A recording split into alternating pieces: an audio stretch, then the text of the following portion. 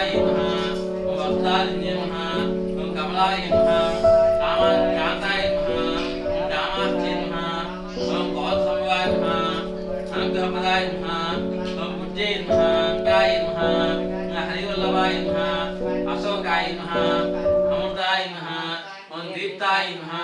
ओम लोकशोक विनाशिने नमः ओम धर्मलयाय नमः ओम कर्माय नमः ओम लोकमात्रे नमः ओम पद्मप्रियाय नमः ओम पद्महस्ताय नमः ओम पद्माक्षे नमः ओम पद्मसुंदर्ये नमः ओम पद्मवल्लभाय नमः ओम पद्मज्ञे नमः ओम पद्माप्रियाय नमः ओम नमाय नमः ओम पद्मवालाय नमः ओम देव्ये नमः ओम पद्मिन्ये नमः ओम पद्मगणिन्ये नमः ओम पंचगंधाय नमः ओम प्रसन्नाय नमः ओम प्रसादाभुक्ते नमः ओम प्रभाय नमः ओम चंद्रवर्णाय नमः ओम चंद्राय नमः ओम चंद्रसहोदराय नमः ओम चित्रभुजाय नमः ओम चंद्ररूपाय नमः इंद्राय नमः इंद्रसेनाय नमः आह्लादिन्ये नमः ओम पुच्छे नमः शिवाय नमः शिवकर्ते नमः कर्ते नमः विमलाय नमः विसर्जन्ये नमः पुच्छे नमः दार्जिनाशिन्ये नमः पीतृपुष्करण्ये नमः शांताय नमः शुक्रमाल्यामलाय नमः श्रिये नमः भास्कर्ये नमः बिल्वल्याय नमः परारोहाय नमः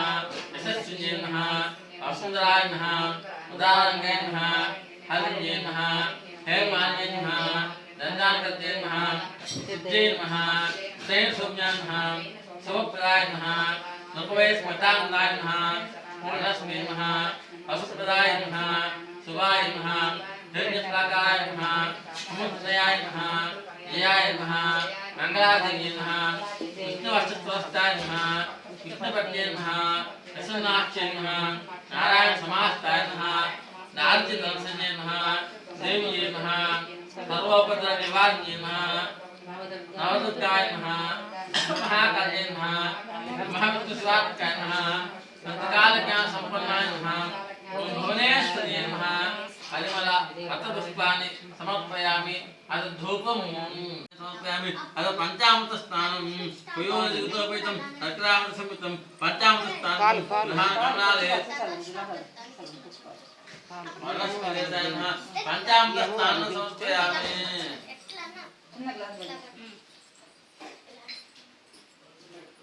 मुक्तावृतं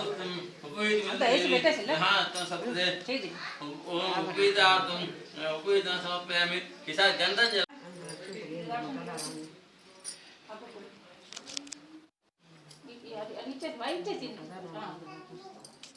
పూర్వం సూత పౌరాణికుడు సౌనకాది మహర్షులను చూసి నేను ఓ మునివదిలారా స్త్రీలకు సర్వ సౌభాగ్యములు కలిగినటువంటి ఒక వటరాజమును పరమేశ్వరుడు పార్వతీదేవికి చెప్పును దాని గురించి చెప్తాను వినండి చెప్పి చెప్పడం ప్రారంభిస్తారు. ఒకప్పుడు కైలాస పర్వతమున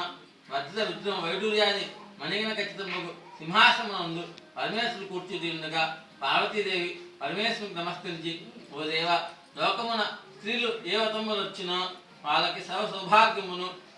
పుత్ర పౌత్రాలు కలిగి సుఖంగా ఉండు అతి వతమును నాకు ఆంతి వెళ్ళింది అప్పుడు చెప్పగా అప్పుడు శివుడు ఇట్లా అంటున్నాడు ఓ మనోహరి స్త్రీలకు పుత్ర పౌత్రాది సంపత్తులు కలిగించేసేది వరలక్ష్మి వ్రతమును ఒక వ్రతము కలదు. ఆ వ్రతమును శ్రావణ మాస శుక్లపక్ష పూర్ణిమకు ముందుగా వచ్చే శుక్రవారం నాడు చేయవలని చెప్పగా ఇప్పుడు పార్వతీదేవి విధంగా అంటున్నాడు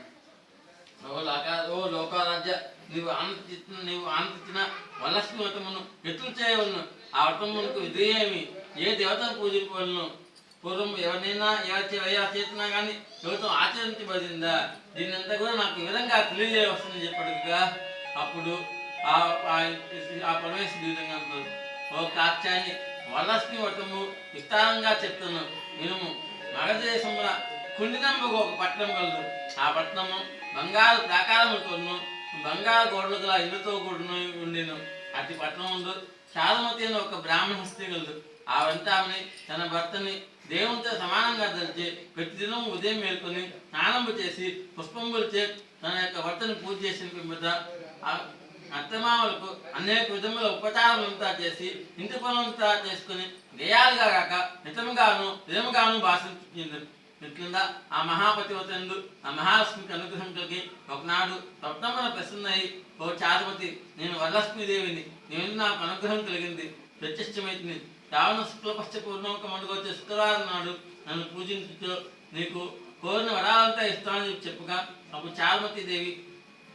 స్వప్నంలోనే వరలక్ష్మీదేవికి అనేక ప్రదక్షిణాలంతా చేసి, నమస్తే సర్వలోకానాం నమ జనన్యే విష్ణు పుణ్యమూర్తే ధన్యేత్తి గతంజే విష్ణు అష్టస్థలాలే అని అనేక విధముగా స్తోత్రములు చేసి, ఓ జగజ్జనని, నీ కటాక్షం వల్లే కదా జనులు ధన్యులుగాను విద్వాంసులుగాను సకల సంపన్నులు కలిగిన అనుభవం ఉన్నారు. నేను జన్మాంతరం చేసిన పుణ్య విశేషం వల్ల నీ పాదర్శనం నాకు కలిగిందని చెప్పి నమస్కారం చేయగా ఆ మహాలక్ష్మికి సంతోషం చెంది చారుమతికి అనేక వరంబులు ఇచ్చి అంతర్ధానం పొందిను. చారుమతి తక్షణం నిద్ర మేలుకొని ఇంటికి 4 పక్కలు చూసి వరలక్ష్మీదేవి కానక, ఓహో మనం కలగంటామని చెప్పి ఈ స్వప్న వృత్తాంతమును తన భర్త, మామగారు మొదలైన వారితో చెప్పగా వారు ఈ స్వప్నం మిగులు ఉత్తమమైంది, శ్రావణ మాసం వచ్చిన వరలక్ష్మి వ్రతమును ఆవశ్యంగా చేయవలసింది చెప్పగా విమత చారుమతీదేవిను స్వప్నములు విన్న స్త్రీలను శ్రావణ మాసము ఎప్పుడు వచ్చిందా అని ఎదుర్చుండగా క్రింద వారి భాగ్యోదయం వల్ల శ్రావణ మాస పూర్ణిమకు ముందుగా శుక్రవారం వచ్చింది. అంతటా చారుమతి మరియు స్త్రీలందరూ ఈ దినమే కదా వరలక్ష్మీదేవి చెప్పిందని ఉదయాన్నే మేలుకొని స్నానం చేసి చిత్తవస్త్రమంతా కట్టుకొని చారుమతీదేవి గృహమున ఒక ప్రదేశం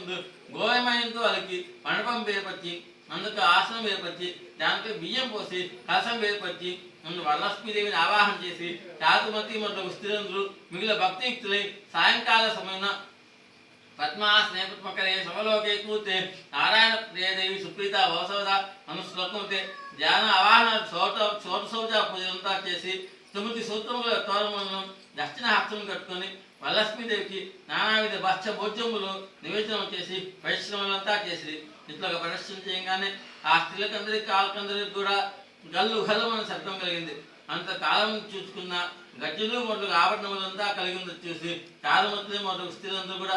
ఓహో వరలక్ష్మీదేవి కటాక్షం వల్లనే కలిగినది అని ప్రమాణం పొంది మరొక ప్రదర్శన చేసిన వెంటనే హస్తములు దగదగమాయుచుందు నవరత్న ఖచ్చితములైన కంకణములు మొదలు ఆభరణంలో అంచెత్తి గమనించింది. ఇంకా చెప్పనేలా 3వ ప్రదర్శన చేసిన తోటనే ఆ స్త్రీలందరూ రావణ భూషణాలంకృతులైది. చారుమతి మొదలుగా ఆ స్త్రీల గృహములెల్లా స్వర్ణమయములై రథ గజతురంగ వాహనముతో నిండిన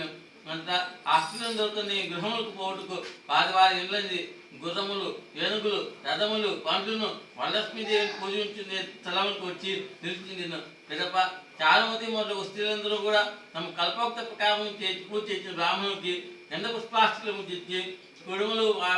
ఆయన దానములంతా దక్షిణ తాంబులంతా నమస్కరించి ఆ బ్రాహ్మణునికి ఆశీర్వచనం పొంది వరలక్ష్మీదేవికి నివేదన చేసిన పశ్చాత్తును బంధువులతోనూ ఎవరినో భుజించి తమ కరకు వచ్చి కాచుకున్న గుర్రములు, ఏనుగులు మొదలు వాహనములు లెక్కి తమ ఇందుకు పోతుంది. అప్పుడు వారు ఒకరితో ఒకరు, ఓహో చారుమతీదేవి వాక్యం ఏమని చెప్పవచ్చును. వరలక్ష్మీదేవి తనంత తానే తత్వములో వచ్చి ప్రత్యక్షమైంది. ఆ చారుమతీదేవి వల్లే కూడా మనకి మహావాక్య సంపత్తంతా కలిగింది. ఆ చారుమతీదేవిని నిక్కులు పొగుడుతుంటూ తమ ఇందుకు పోయేది. నాటి చారుమతి మరియు స్త్రీలందరూ ప్రతి సంవత్సరం ఈ వ్రతము చేయొచ్చు. పుత్ర పౌత్రాభివృద్ధి కలిగి విష్ణు వల్లభే వరలక్ష్మీ దేవతానః నీరాజన సమర్పయామి, నీరాజనాంతం శుద్ధ ఆచరణ సమర్పయామి, రక్షాందాయామి, నమస్కరోమి.